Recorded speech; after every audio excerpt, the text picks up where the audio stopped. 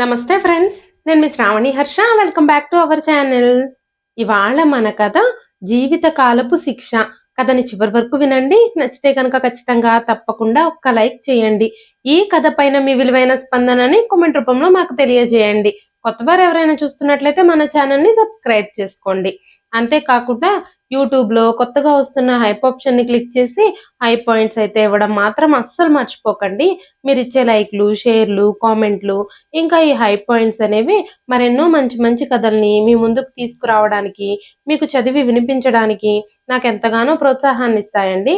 మరైతే ఇప్పుడు మనం కథలోకి వెళ్ళిపోదాము. అమ్మ సంధ్య, నాకు చాలా బాధగా ఉంది, నాకు మెడిసిన్స్ ఇవ్వు అంటూ సుమలత గారు కోడలితో ఏడుస్తూ చెబుతున్నారు.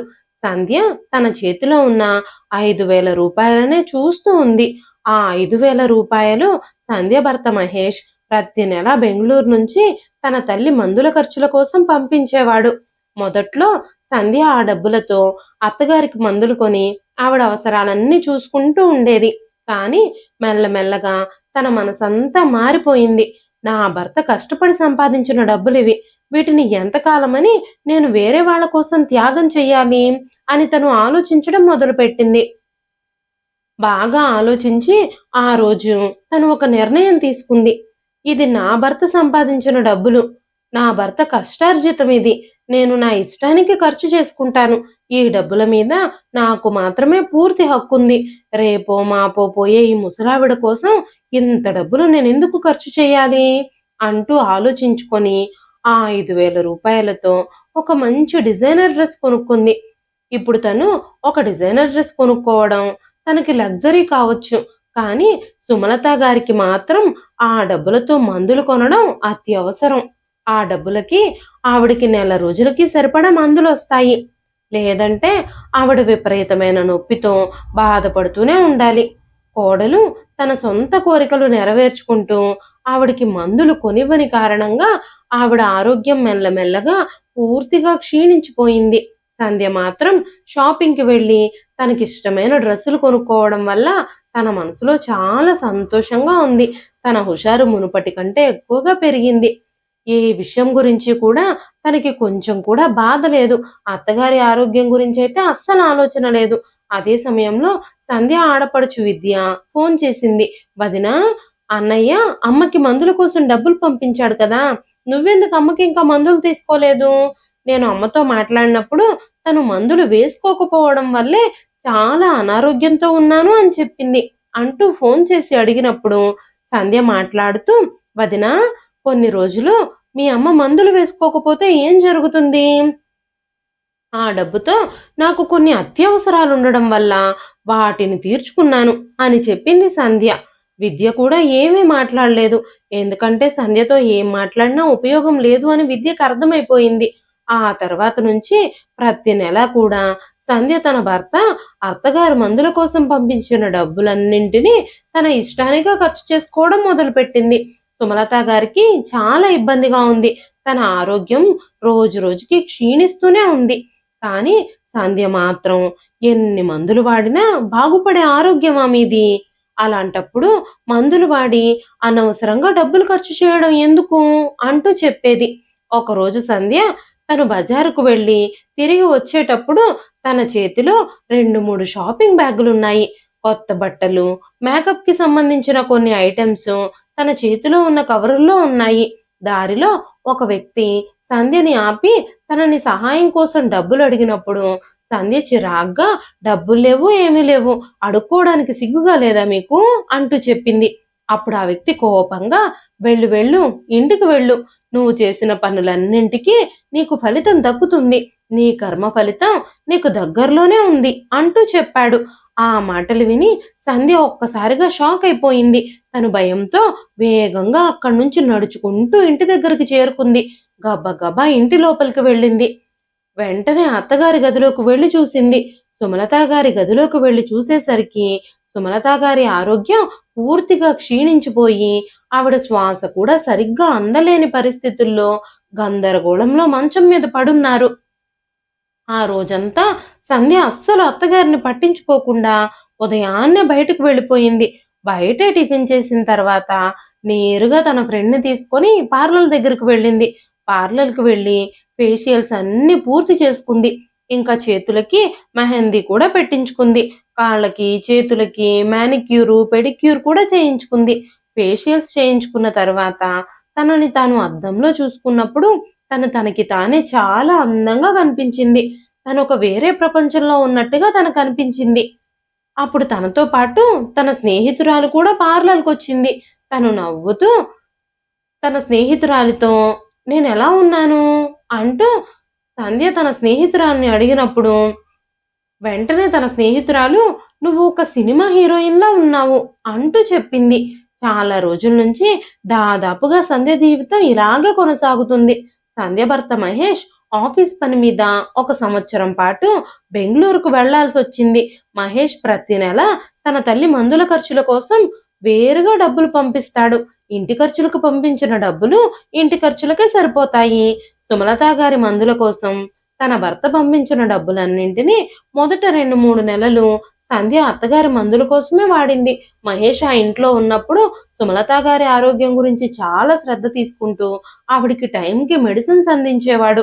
బెంగుళూరు వెళ్ళాక కూడా అదే తాపత్రయంతో ఉన్నాడు. కానీ సంధ్య మాత్రం మెల్లగా మహేష్ బెంగుళూరు వెళ్ళిపోయిన తర్వాత వాళ్ళ అన్నయ్య, వదినల రాకపోకలు ఆ ఇంటికి బాగా పెరిగాయి. అన్నయ్య, వదిన చెప్పిన మాటలు విని సంధ్య మెల్లమెల్లగా అత్తగారి మీద కోపాన్ని, ద్వేషాన్ని పెంచుకుంది. తన భర్త సంపాదించిన డబ్బంతా అత్తగారి మందులకి, వాటి ఖర్చులకే సరిపోతుందని తను ఆలోచించడం మొదలుపెట్టింది. మెల్లగా తన ఆలోచనలన్నీ మారిపోయాయి. ఆ డబ్బుని తన ఇష్టానికే ఖర్చు పెట్టుకుంటూ, తన అన్నా, వదినల కోసం కూడా ఖర్చు పెడుతూ ఉండేది. తన అన్నా, వదినలకి ఖరీదైన బహుమతులివ్వడానికి వాడేది ఆ డబ్బుని. ఆ అత్తగారు మందులు కావాలని అడిగినా, తన ముందు ఆవిడ ప్రాధేయపడినా కూడా సంధ్య చిరాకు పడుతూ, కోపంగా మాట్లాడుతూ ఉండేది. సంధ్య ఇప్పుడు తనకిష్టమైన వస్తువులు కొనుక్కోవడం కోసం, తన కోసం మాత్రమే ఆ డబ్బును ఖర్చు పెట్టుకుంటుంది. తను ఆ డబ్బులతో కొత్త చెప్పులు, ఇంకా కొత్త కొత్త లిప్‌స్టిక్‌లు కొంటుంది. ఇప్పుడు ఆ రూ. 5,000 ఖర్చు పెట్టుకోవడం తనకి స్వేచ్ఛగా మారిపోయింది. ఇప్పుడు తన జీవితంలో తనకి ఎటువంటి బాధ్యతలు లేవు. ప్రతి నెల తను పార్లర్‌కి వెళ్లి షాపింగ్ చేసి ఇంటికి వెళ్ళేసరికి అత్తగారు ఆరోగ్యం క్షీణించిపోయి ఆవిడ నీరసంగా "సంధ్య నా కోసం మందులు తీసుకొచ్చావా? ఈ నెలలోనైనా నాకు మందులు తీసుకురా" అంటూ జాలిగా అడిగినప్పుడు ఇంతకుముందు మొదట్లో సంధ్య మౌనంగా ఉండేది. ఇప్పుడైతే "నేను మీకు మందులు తీసుకురాలేదు. మీకు మందులు తీసుకురావడానికి నా దగ్గర డబ్బులు లేవు. అయినా డబ్బులు ఏమీ చెట్లకు కాయడం లేదు. ఊరికే మేము అనవసరమైన విషయాలన్నింటికి ఖర్చు పెట్టడానికి" అంటూ నోటికొచ్చినట్టుగా అత్తగారి మొహం మీదే వాగుతూ ఉండేది. సుమలత గారు బాధగా, నొప్పితో విలవిల్లాడిపోతూ తనకి మందులు కావాలి అని అడిగినప్పుడల్లా సంధ్య నిర్దాక్షిణ్యంగా ఆవిడ మాటల్ని వినలేక, ఆవిడ బాధని కూడా పట్టించుకోకుండా తన గదిలోకి వెళ్ళిపోయి తలుపులు మూసేసుకునేది. "మీరు నన్ను విసిగించకుండా మౌనంగా ఉండండి" అని చెప్పి గది తలుపులు మూసేసుకొని ప్రశాంతంగా నిద్రపోవడానికి ప్రయత్నించేది. తను ఇంటి నుంచి బయటకు వెళ్ళినప్పుడల్లా తన కళ్ళన్నీ ప్రతి షాప్ మీద పడుతూ ఉండేవి. ఆ షాపులలో ఏదో ఒకటి షాపింగ్ చేయాలని తను చూస్తూ ఉండేది. ఒక షాప్‌లో తనకి కావాల్సింది దొరకకపోతే మరో షాప్‌కి వెళ్ళడం, అలా బజార్‌లో ఉన్న షాపులన్నీ తిరుగుతూనే ఉండేది సంధ్య. ఆ రోజు సంధ్య తన స్నేహితురాలతో కలిసి ఒక రెస్టారెంట్‌లో కూర్చునుంది. తనకి కావలసిన ఫుడ్ ఐటెమ్స్ అన్నీ ఆర్డర్ చేసింది. ఇప్పుడు నా జీవితం ఎలా మారిపోయిందో చూడు. ఇంతకు ముందంతా నా జీవితం అంతా ఆ వంటగదిలోనే చిక్కుకుపోయేది. అంతేకాకుండా ఆ ముసలావిడ సేవలొకటి ఆవిడకి టైంకి భోజనం పెట్టడం, మందులివ్వడం ఈ పనులతోనే సరిపోయేది. ఇంటి పనులన్నీ చేసి, ఆవిడకి సేవలు చేసి నా రోజు మొత్తం అలాగే గడిచిపోయేది. కానీ ఇప్పుడు నేను నా సొంతంగా ఒక నిర్ణయం తీసుకున్న తరువాత నా జీవితం నాకిష్టమైన రీతిలో మారిపోయింది అని మాట్లాడుతూ ఉండగానే సంధ్య స్నేహితురాలు కూడా నిజమే, ఒక స్త్రీ తన జీవితాన్ని స్వతంత్రంగా గడపడం ప్రారంభిస్తే ఆ విషయాన్ని ఎవ్వరూ సహించలేరు. మనం మౌనంగా ఉన్నంత కాలం ప్రతి ఒక్కరూ మనల్ని బానిసలుగానే భావిస్తారు. నువ్వు నీ జీవితాన్ని నీ చేతుల్లోకి తీసుకొని చాలా మంచి పని చేశావు. మనం మంచిగా పని చేస్తున్నంత కాలం అందరూ మనతో పని చేయించుకోవాలనే చూస్తారు. తెలివిగా మనల్ని వాడుకోవాలనే చూస్తారు. మన ఇష్టాయిష్టాలకి, అభిప్రాయాలకి, మన సరదాలకి ఎవ్వరూ విలువివ్వరు. మన ఇష్టం నీ కలల్ని, మన ఇష్టాల్ని, కలల్ని, కోరికల్ని నెరవేర్చుకోవాల్సిన బాధ్యత మన చేతుల్లోనే ఉంటుంది అంటూ చెప్పింది సంధ్య స్నేహితురాలు వీణ. వీణ చెప్పిన మాటలు నిజమే అనిపించాయి సంధ్యకు కూడా. ఆ తరువాత వాళ్ళిద్దరూ రెస్టారెంట్లో భోజనం చేసి షాపింగ్ బ్యాగ్లన్నీ చేతుల్లోకి తీసుకొని బయటికి నడవడం మొదలుపెట్టారు. అదే సమయంలో ఒక ముసలి ఫకీరు అకస్మాత్తుగా వాళ్ళ ముందుకొచ్చి తన చేతులతో వాళ్ళని ఆశీర్వదిస్తూ, అమ్మా, నాకు ఏదో ఒకటి దానం చేయండి. ఆ భగవంతుడి పేరిట నాకేదైనా సహాయం చేయండి. మీ పేరు చెప్పుకొని భోజనం చేస్తాను అంటూ బ్రతిమాలుతూ ఉన్నాడు. అదే సమయంలో సంధ్య కోపంగా, అడుక్కోవడానికి నీకు సిగ్గనిపించడం లేదా? ఏదైనా పని చేసుకుని బ్రతకొచ్చు కదా అంటూ మాట్లాడుతూ ఉంది. అప్పుడు వీణ తన బ్యాగ్లోంచి 10 రూపాయల నోటు తీసి ఆయనకివ్వబోయింది. అప్పుడు సంధ్య వీణ చెయ్యి పట్టుకొని, ఇలాంటి వాళ్ళకి డబ్బులు ఇవ్వనే ఇవ్వకూడదు. డబ్బులిచ్చి ఇలాంటి వాళ్ళని మనమే సోమరిపోతుల్లాగా మారుస్తున్నాము అంటూ చెప్పింది. అప్పుడే ఆ ఫకీరు సంధ్య కళ్ళల్లోకి చూస్తూ, వెళ్ళండి వెళ్ళండి, ఇంటికి వెళ్ళండి, మీ సంతోషం అంతా ముగియబోతోంది అంటూ చెప్పినప్పుడు సంధ్యకి చాలా కోపం వచ్చింది. వెంటనే సంధ్య కోపంగా ఆయనతో గొడవ పడడానికి ప్రయత్నించింది. అప్పుడు వీణ సంధ్యని బలవంతంగా తీసుకొచ్చి కారులో కూర్చోబెట్టింది. కూర్చో సంధ్య, నువ్వు ఆయన మాటలేవి పట్టించుకోవద్దు. ఈ లోకంలో వింత వింత మనుషులుంటారు. ఏదో పిచ్చివాడు పిచ్చి పిచ్చిగా వాగుతున్నాడు. నువ్వు వాడి మాటల్ని పట్టించుకుంటే ఎలాగా? మన పనులన్నీ వదిలిపెట్టేసి ఆయనతో నువ్వు ఇప్పుడు గొడవ పడతావా అంటూ తనని బలవంతంగా తీసుకొచ్చేసింది. కారులో వాళ్ళిద్దరూ ఇంటికి వెళ్ళడానికి స్టార్ట్ అయ్యారు. కానీ ట్రాఫిక్ వల్ల చాలాసేపు రోడ్డు మీదే ఉండిపోవాల్సి వచ్చింది. దారిలో సంధ్య బయటకు కూడా చూడకుండా మౌనంగా అలాగే కూర్చుంది. ఇంటికి వెళ్ళగానే షాపింగ్ బ్యాగులన్నీ తన గదిలో మంచం మీద పెట్టేసింది. అవన్నీ ఓపెన్ చేసుకొని చూసుకోవాలని కూడా తనకు అనిపించలేదు. తను ఎప్పుడు బయటికి వెళ్ళి ఇంటికొచ్చినా సరే అత్తగారి గదిలో నుంచి, అమ్మ సంధ్య, నాకు ఆరోగ్యం అస్సలు బాగోలేదు, నా కోసం మందులు తీసుకురా అమ్మా అన్న అరుపులు వినిపిస్తూ ఉండేవి. అత్తగారి మూలుగులు కూడా వినిపిస్తూ ఉండేవి. కానీ ఈ రోజు అత్తగారి గదిలో నుంచి ఎలాంటి శబ్దమూ వినిపించడం లేదు. దాంతో సంధ్య గబగబా అత్తగారి గదిలోకి పరిగెత్తుకుంటూ వెళ్ళింది. సుమలత గారి గది తలుపులు నెమ్మదిగా తెరిచి చూసిన సంధ్య కాళ్ళ కింద నేల ఒక్కసారిగా జారిపోయింది. లోపల కనిపించిన దృశ్యానికి తన గుండె ఆగిపోయినంత పనయింది. సుమలత గారు పూర్తిగా నిశ్శబ్దంగా మంచం మీద పడున్నారు. తన భర్త మహేష్ సుమలత గారి మంచం ఎదురుగా మోకాళ్ల మీదే కూర్చుని తనలో తానే కుమిలి కుమిలి ఏడుస్తూ ఉన్నాడు. మహేష్ కళ్ళల్లో కన్నీళ్లు నిరంతరంగా ప్రవహిస్తూనే ఉన్నాయి. అకస్మాత్తుగా మహేష్కి ఆఫీసులో సెలవులు దొరకడంతో కనీసం ఒక్క మాట కూడా ఎవ్వరికీ చెప్పకుండా తను అందరినీ సర్ప్రైజ్ చేద్దామని ఇంటికొచ్చాడు. కానీ ఇంటికి రాగానే తనకి పెద్ద షాకే తగిలింది. ఎదురుగా నిలబడిన సంధ్య గుండె వేగంగా కొట్టుకోవడం మొదలైంది. మహేష్ చాలా కోపంగా, మా అమ్మకి రోజు మందులు ఇస్తున్నావా నువ్వు అంటూ సంధ్యను అడిగాడు. సంధ్య మౌనంగా భయం భయంగా అలాగే చూస్తూ నుంచుండిపోయింది. అంతా అయిపోయింది, మా అమ్మ మన నుంచి దూరంగా వెళ్ళిపోయింది అంటూ మహేష్ సంధ్య దగ్గరగా నడవడం మొదలుపెట్టాడు. తన ముఖంలో కోపం కంటే ఎక్కువగా దుఃఖం, బాధ, నిరాశే ఉన్నాయి. మహేష్ సంధ్యతో మాట్లాడుతూ, సంధ్య, ఏం చేశావు నువ్వు? నేను నెల నెల డబ్బులు పంపిస్తూనే ఉన్నాను. మందులు వాడితే మా అమ్మ ఖచ్చితంగా కోలుకుంటుందని డాక్టర్ చెప్పాడు. కానీ ఎందుకు ఇలా జరిగింది అనగానే సంధ్య ఆ మాటలకి ఏ సమాధానము చెప్పకుండా నిశ్శబ్దంగా నుంచునుంది. మహేష్ కోపంగా సంధ్య మీదకి చెయ్యెత్తాడు. మా విద్య నిన్న నీ గురించి చెప్పిందంతా నిజమే అన్నమాట. చిచ్చి, దుర్మార్గురాల, నిన్ను ఎంత నమ్మాను నేను.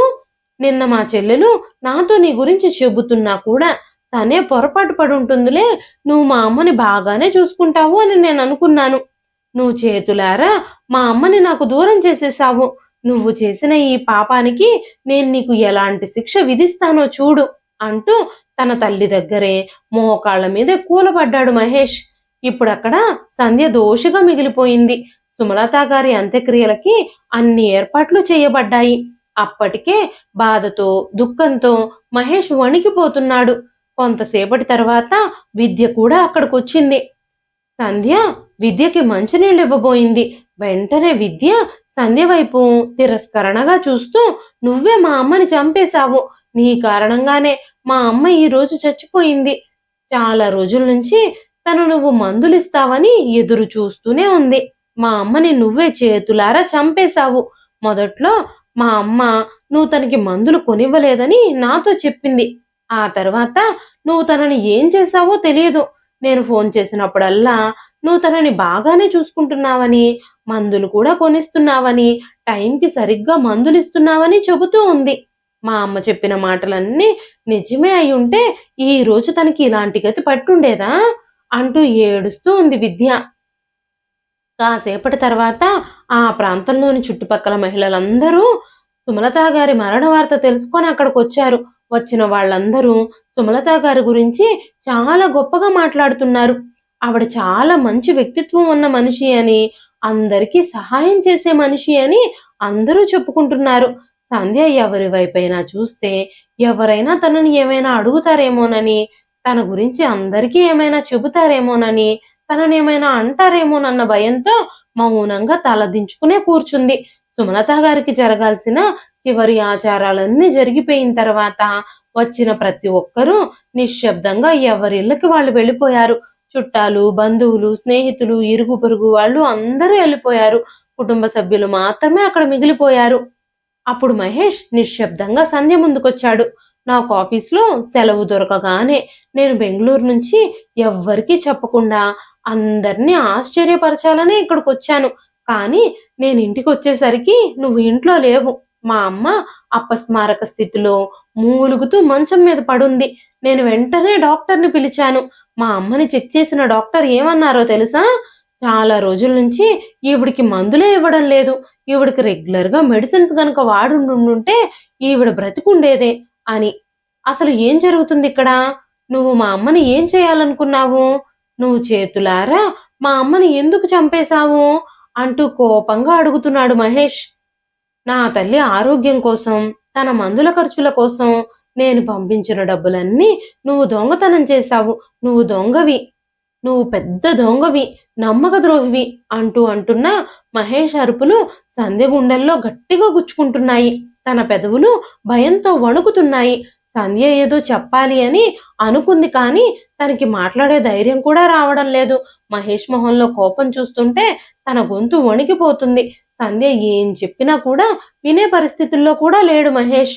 ఎప్పుడూ తనతో ఎంతో మృదువుగా మాట్లాడే మహేష్ చాలా కఠినంగా మాట్లాడుతూ ఉండడంతో సంధ్య నిలువెల్లా వణికిపోయింది. మా అమ్మ హాస్పిటల్ ఫైలు, మెడిసిన్స్ కొన్న బిల్స్ నేనన్నీ చూశాను. చివరి బిల్లు చాలా నెలల క్రితం ఉంది. నువ్వు మా అమ్మ ఆరోగ్యం మీద కంటే నీ షాపింగ్ల మీద, బ్యూటీ పార్లర్లకి తిరగడం మీదే శ్రద్ధ చూపించావు.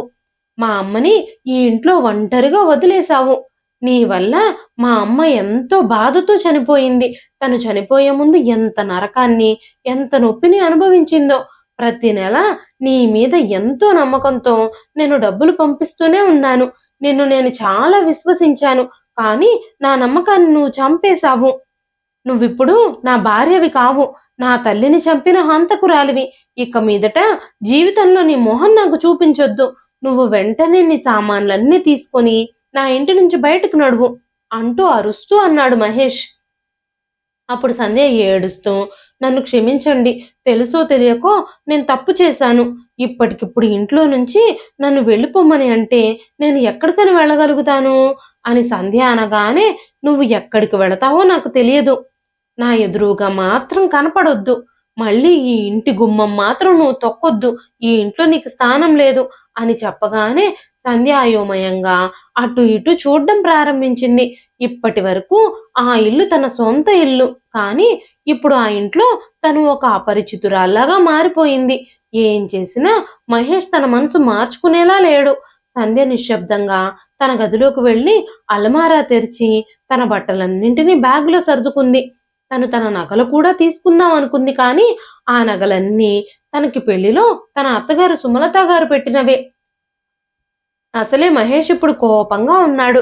మహేష్ని ఇప్పుడు లాకర్కి అడగడం అంత మంచిది కాదు అని తను మౌనంగా తన బ్యాగుతో బయటికి నడిచింది. తనని క్షమించమని మహేష్ని ప్రాధేయపడుతూనే ఉంది. కానీ తలుపు దగ్గరే నిలబడి ఉన్న మహేష్ సంధ్యని బయటకు వెళ్ళమన్నట్టుగా తన చేతులతోనే సైగ చేసి తను బయటికి వెళ్ళిపోగానే తలుపులు దడేల్మని మూసేశాడు. సంధ్య బయటకు వెళుతూ తన ఆడపడుచు విద్య వైపు చూసింది. కానీ విద్య మొహంలో ఎలాంటి భావమూ లేదు. చివరిసారిగా సంధ్య తన ఇంటి వైపు వెనక్కి తిరిగి చూసి ఒక పెద్ద నిట్టూర్పు విడిచి ముందుకు నడిచింది. మొదటిసారిగా పెళ్లి జరిగి ఆ ఇంట్లో చాలా గౌరవంగా, చాలా ఆచారాల మధ్యలో సంతోషంగా అడుగుపెట్టిన తను ఇప్పుడు అగౌరవంగా ఆ ఇంటి నుంచి నెట్టివేయబడింది. చుట్టుపక్కల ఇళ్లల్లోంచి కొంతమంది జనాలు కిటికీల్లోంచి, తలుపుల వెనక నుంచి, కర్టన్ల వెనక నుంచి తన వైపే చూస్తూ ఉన్నారన్న విషయం సంధ్య గమనించింది. తను భారమైన హృదయంతో చేతిలో బ్యాగ్ మోసుకుంటూ ముందుకు నడిచింది. తను ఎక్కడికి వెళ్ళాలో తెలీదు. తన తల్లిదండ్రులిద్దరూ కూడా ఇంతకు ముందే చనిపోయారు. తనకి అన్నయ్య, వదినలున్నారు కానీ వాళ్ళు తనని ఆదరిస్తారో లేదో కూడా సంధ్యకు తెలియదు. ఎందుకంటే మొదట్లో తను కొన్ని రోజులు మహేష్ పంపిస్తున్న డబ్బుల్ని తన అన్నా, వదినలకిచ్చింది. వాళ్ళ కోసం బహుమతులు కూడా కొనిచ్చింది. అప్పుడు వాళ్ళిద్దరూ సంధ్య మీద చాలా ప్రేమ చూపించేవారు. ఆ తరువాత మెల్లమెల్లగా సంధ్య ఆ డబ్బులన్నింటినీ తన కోసమే ఖర్చు పెట్టుకోవడం మొదలుపెట్టినప్పుడు వాళ్ళు మెల్లమెల్లగా సంధ్యని దూరం పెట్టేశారు. కానీ అవేవి మనసులో పెట్టుకోకుండా తన అన్నయ్య ఇప్పుడు తనున్న పరిస్థితిని చూసి జాలిపడి తనని ఆదరిస్తాడు అన్న ఆశతోనే బస్టాండ్ వైపుగా నడిచింది సంధ్య. సమీపంలో ఉన్న బెంచ్ మీద కూర్చొని తను ఏం చేయాలా అని ఆలోచిస్తూ ఉంది. కాసేపటి తర్వాత ఒక మహిళ తన దగ్గరకొచ్చి, "ఏమైందమ్మా? నువ్వు ఎందుకంత విచారంగా ఉన్నావు? నీకొచ్చిన సమస్య ఏమిటి?" అంటూ అడిగింది. కానీ సంధ్య ఆవిడికి ఎలాంటి సమాధానము చెప్పలేదు. సంధ్య బ్యాగులో నుంచి తన ఫోన్ని బయటకు తీసింది. కాల్ లాక్‌ని ఓపెన్ చేయగానే తన భర్త నెంబర్ కనిపిస్తూ ఉంది. మనసేమో తన భర్తకి ఒక్కసారి కాల్ చేయమని, మళ్ళీ మళ్ళీ క్షమాపణలు చెప్పమని చెబుతుంది. కానీ బుద్ధి మాత్రం, "నా తల్లిని చంపిన హంతకురాలివి నువ్వు. నువ్వు నా కళ్ళెదురుగా ఉండడానికి వీలు లేదు. వెంటనే నా ఇంటి నుంచి బయటకు నడువు" అన్న భర్త మాటల్నే గుర్తు చేసుకుంటుంది. సంధ్య మౌనంగా ఫోన్ చేయకుండానే ఆ ఫోన్ని బ్యాగ్ లోపల పెట్టేసుకుంది. అటుగా వస్తున్న ఒక ఆటోని ఆపి ఆటోలో కూర్చుని తన అన్నయ్య ఇంటి అడ్రస్ చెప్పింది. ఆటో ముందుకు కదిలింది. కానీ సంధ్య మనసులో మాత్రం పూర్తిగా శూన్యత ఆవరించింది. తన మనసులో ఇప్పుడు ఒకే ప్రశ్న తిరుగుతూ ఉంది. ఇప్పుడు జరిగిందంతా నా క్రియలకి ఫలితమా? నేను చేసింది అంత పెద్ద తప్పా? అని ఆలోచించడం మొదలుపెట్టింది. ఆటో నేరుగా తను చెప్పిన అడ్రస్ దగ్గరికి వెళ్లి ఆగింది. ఆ ఇంటిని చూడగానే తన బాల్యం యొక్క శబ్దాలన్నీ తన చెవుల్లో ప్రతిధ్వనించడం ప్రారంభించాయి. అదే ఇల్లు, అదే గోడలు, అదే తలుపులు. ఆ మెట్ల మీదే కూర్చుని సంధ్య వాళ్ళమ్మ నూనె రాస్తూ ఉండేది. జడ అల్లుతూ ఉండేది. కానీ ఇప్పుడు ఆ ఇంట్లో తనకంటూ ఒక స్థానం దక్కుతుందో లేదో కూడా తనకి తెలియదు. కనీసం తనకి తలదాచుకోవడానికి ఇంత నీడైనా ఇస్తారా లేదో కూడా తెలీదు. తను తలుపు దగ్గర నుంచి ఈ విధంగానే ఆలోచించుకుంటూ డోర్ బెల్ కొట్టింది. అప్పుడు సంధ్య వాళ్ళ వదిన పూజ తలుపు తెరిచింది. చేతిలో బ్యాగుతో సంధ్యని అక్కడ చూడగానే ఒక్కసారిగా పూజ ఆశ్చర్యపోయింది. "ఏం జరిగింది?" అంటూ పూజ అడిగిన ప్రశ్నలకి సంధ్య ఏడుస్తూ, వెక్కిళ్ళు పెడుతూ, "నన్ను కొన్ని రోజులు ఇక్కడే ఉండనివ్వండి. నేను చాలా అలసిపోయాను. చాలా విసిగిపోయాను. నేనిప్పుడు ఏమీ మాట్లాడలేను. ఏం జరిగింది అనే విషయం నేనిప్పుడు మీకు చెప్పలేను" అంటూ తలుపులో నుంచి లోపలికి చూసింది సంధ్య. వెంటనే పూజ, "మీ అన్నయ్య ఇంట్లో లేడు" అంటూ నెమ్మదిగా చెప్పింది. "అసలు నువ్విక్కడికెందుకొచ్చావు? ఆ విషయం ముందు చెప్పు" అని అనగానే సంధ్య, "నా పరిస్థితి ఇప్పుడు ఏమీ బాగోలేదు వదినా. మా ఆయన నన్ను ఇంటి నుంచి పంపించేశారు. ఇప్పుడు మీ ఆశ్రయం నాకెంతగానో అవసరం" అని చెబుతూ ఉన్న సంధ్య కళ్ళల్లో కన్నీళ్లు నిరంతరంగా ప్రవహిస్తూనే ఉన్నాయి. మా ఆయన మా అత్తయ్య ట్రీట్మెంట్ కోసం పంపించిన డబ్బులతోనే నేను మీకు బహుమతులు కూడా ఇచ్చాను. ప్రతిసారి ఆవిడ అనారోగ్యాన్ని పణంగా పెట్టి మీ ఆనందాన్నే కోరుకున్నాను అని మాట్లాడుతూ ఉండగానే సంధ్య వాళ్ళ వదిన పూజ, "మీ అత్తగారి హాస్పిటల్ ఖర్చులు మాన్పించేసి ఆ డబ్బులతో మాకు బహుమతులు కొనివ్వమని మేమేమైనా నిన్ను అడిగామా? నువ్వే నీ దర్పం చూపించుకోవడం కోసం మాకు బహుమతులు కొనిచ్చావు. ఇప్పుడేమో తప్పు మాదే అన్నట్టు మమ్మల్నే నిందిస్తున్నావు నువ్వు" అని మాట్లాడుతూ ఉండగానే సంధ్య, నేనలా ఏమీ అనడం లేదు వదినా. కొద్ది రోజులు మీరు నాకు ఈ ఇంట్లో ఆశ్రయం ఇవ్వండి. ఈ లోపల నేను ఏదో ఒక ఉద్యోగాన్ని వెతుక్కుంటాను. ఏదో ఒక పని చేసి నా పోషణకి నేనే డబ్బులు సంపాదించుకుంటాను అని చెబుతూ ఉండగానే వెనక నుంచి సంధ్య వాళ్ళ అన్నయ్య సుధీర్ ఎవరొచ్చారు అంటూ పూజనడిగాడు. వెంటనే సంధ్య, అన్నయ్య నేనే వచ్చాను. ఇప్పుడు నా పరిస్థితి ఏమీ బాగోలేదన్నయ్య. ఈ ఇంట్లో కొన్ని రోజులు నన్ను ఉండనివ్వండి అని మాట్లాడుతూ ఉండగానే సంధ్య వాళ్ళ అన్నయ్య సుధీర్, ఈ ఇంట్లో వేరే వాళ్ళని ఉంచుకొని పోషించేంత ఓపిక గాని స్తోమత గాని మాకు లేవు.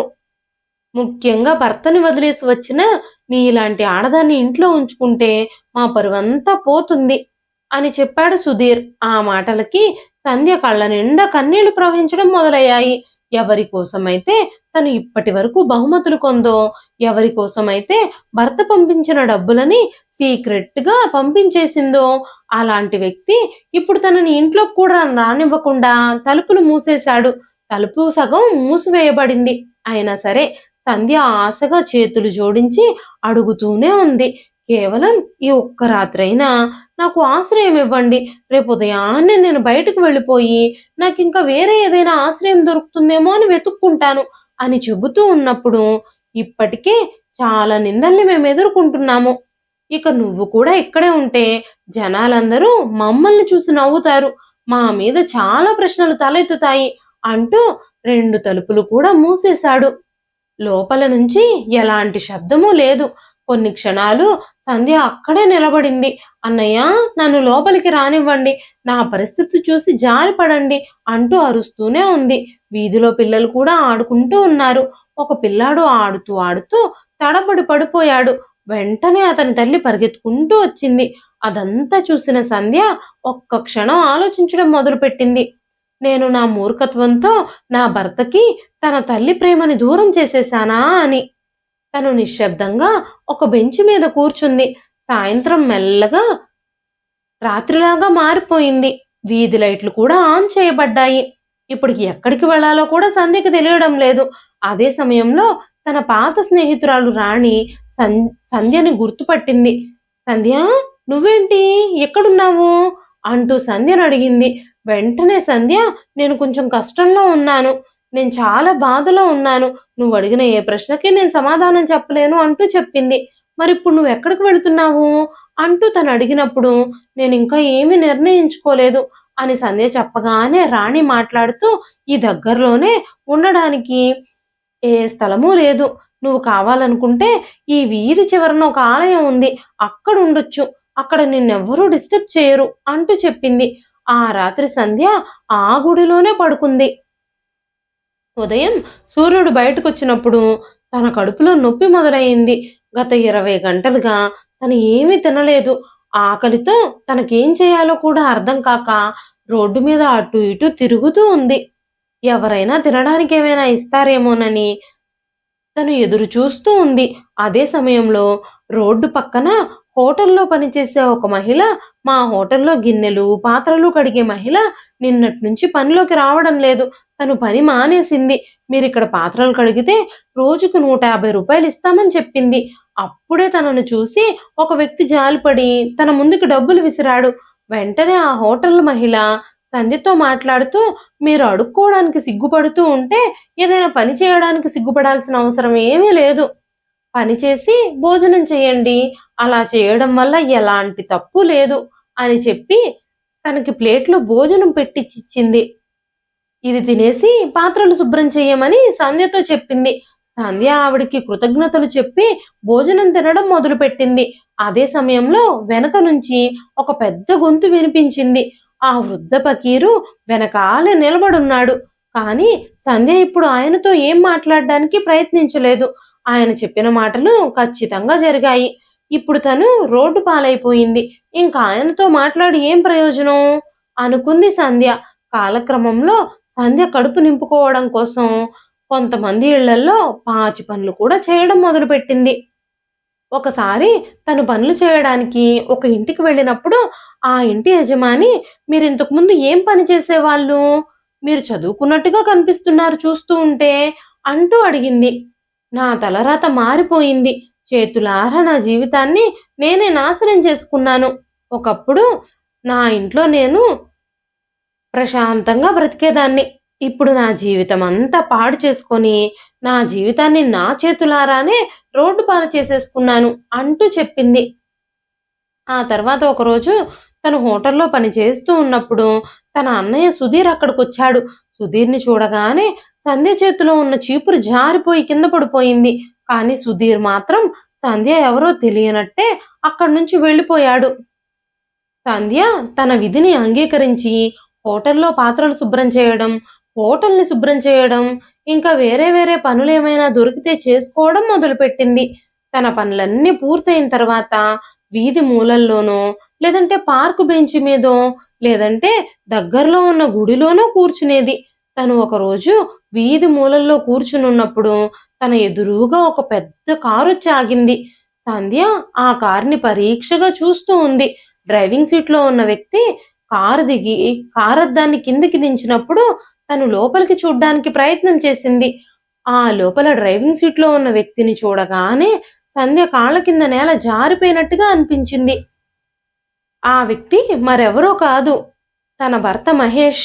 వెంటనే సంధ్య పరిగెత్తుకుంటూ వెళ్ళి 2 చేతులు జోడించి, "మహేష్, నన్ను క్షమించండి. నా వల్ల తప్పు జరిగిపోయింది" అంటూ వణుకుతున్న స్వరంతో, వణుకుతున్న చేతులతో ప్రాధేయపడుతూ ఉంది. సంధ్య కళ్ళల్లో కన్నీళ్లు ప్రవహిస్తూనే ఉన్నాయి. మహేష్ కొన్ని క్షణాలు సంధ్యని జాగ్రత్తగా చూశాడు. కొన్ని క్షణాలు మౌనంగా ఉన్నాడు. ఆ తర్వాత నాతో పాటు ఇంటికి రమ్మని సంధ్యతో చెప్పాడు. తను విన్నది నిజమో, తన భ్రమో కూడా తనకు అర్థం కావడం లేదు. తన చెవులు తనని మోసం చేస్తున్నట్టుగా తనకనిపించింది. మళ్ళీ అడిగింది, "ఏం చెప్పారు మీరు?" అని. "ఇంటికి వెళదాం రమ్మని" మళ్ళీ సంధ్యతో చెప్పాడు మహేష్. సంధ్య ఏమీ తెలియని అయోమయ స్థితిలో చిక్కుకుపోయింది. అప్పుడే మహేష్ డ్రైవింగ్ సీట్ నుంచి బయటకొచ్చి వెనకాల తలుపు తెరిచాడు. సంధ్య నిశ్శబ్దంగా కారెక్కి కారులోనే కూర్చుంది. మహేష్ ఇంటి ముందుకు వెళ్ళి కారు ఆగినప్పుడు, తను ఆ ఇంట్లోకి ప్రవేశించినప్పుడు ఆ ఇల్లంతా నిశ్శబ్దంగా ఉంది. ఆ ఇంట్లో ఎవ్వరూ లేరు. వెంటనే మహేష్, "ఇప్పుడిక్కడ నేను మాత్రమే ఉంటున్నాను.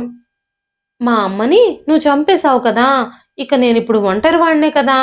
ఇక నాకంటూ ఈ లోకంలో ఎవరున్నారు?" అంటూ చెప్పాడు. మహేష్‌కి సంధ్య మీద ఉన్న కోపం ఏమాత్రమూ తగ్గలేదని సంధ్యకి అర్థమైపోయింది. హాల్‌లో సుమలత గారి పెద్ద ఫోటో ఫ్రేమ్ కట్టించి ఉంది. ఆ ఫోటోకి నమస్కరించి తను మౌనంగా కూర్చుంది. కాసేపటి తర్వాత మహేష్, "టేబుల్ మీద ప్లేట్‌లో భోజనం ఉంది" అంటూ సంధ్యతో చెప్పాడు. వెంటనే సంధ్య, "నేను మిమ్మల్ని మళ్ళీ చూస్తాను అని అనుకోనే అనుకోలేదండి. నేను ప్రతిరోజు శిక్షించబడ్డాను. ఆకలిని, నిస్సహాయతని భరించాను.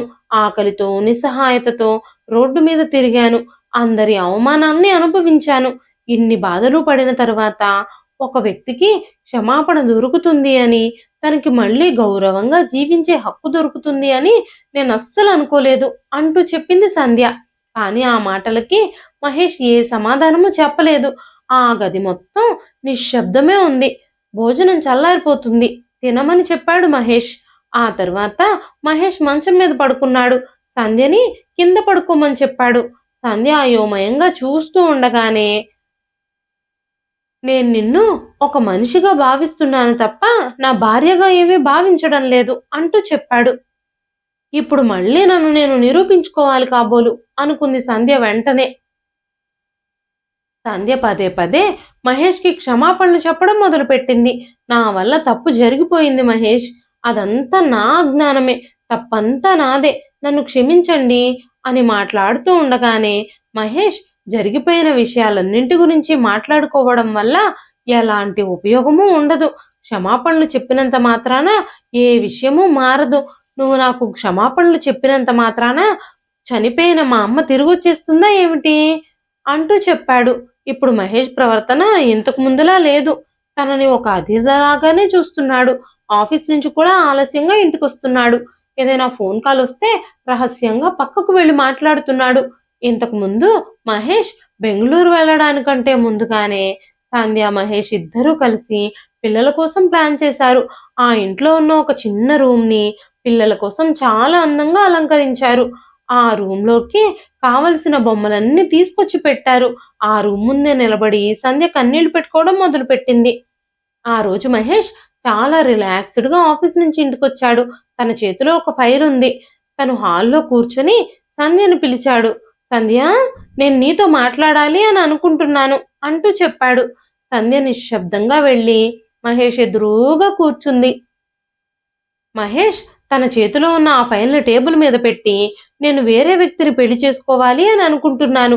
నేను నీతో విడాకులు తీసుకోవాలి అని అనుకుంటున్నాను" అని చెప్పగానే ఒక్కసారిగా సంధ్యకి గుండె పగిలిపోయినంత పనయింది.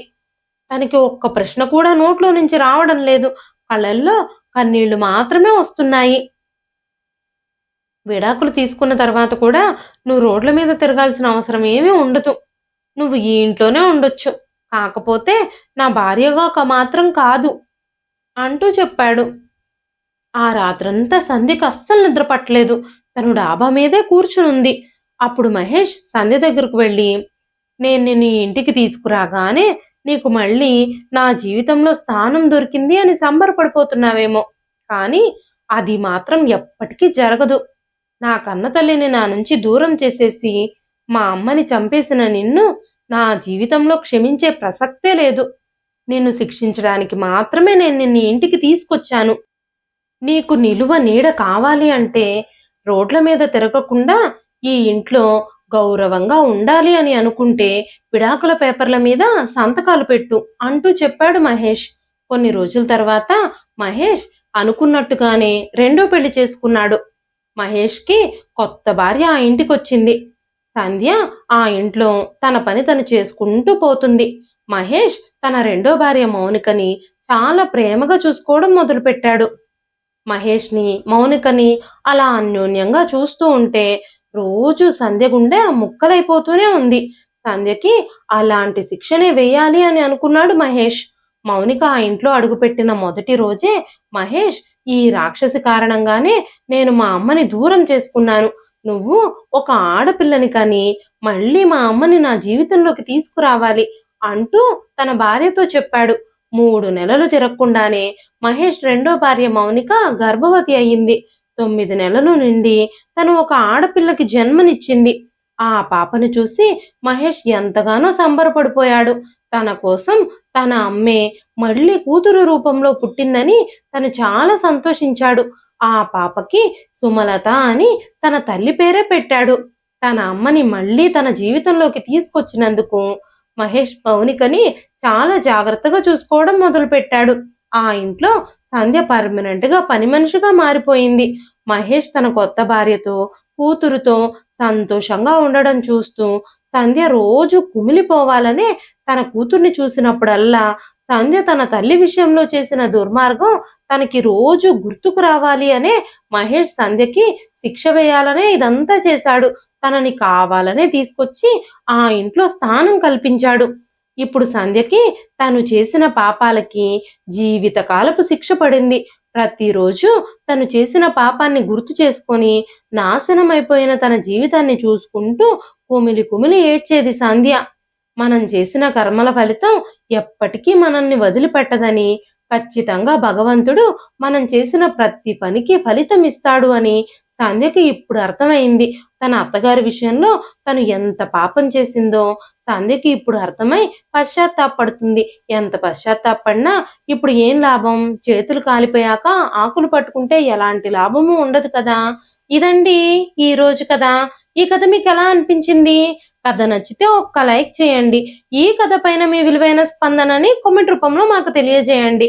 మరెన్నో ఇలాంటి ఇంట్రెస్టింగ్ కథల కోసం మన ఛానల్‌ని సబ్స్క్రైబ్ చేసుకోండి.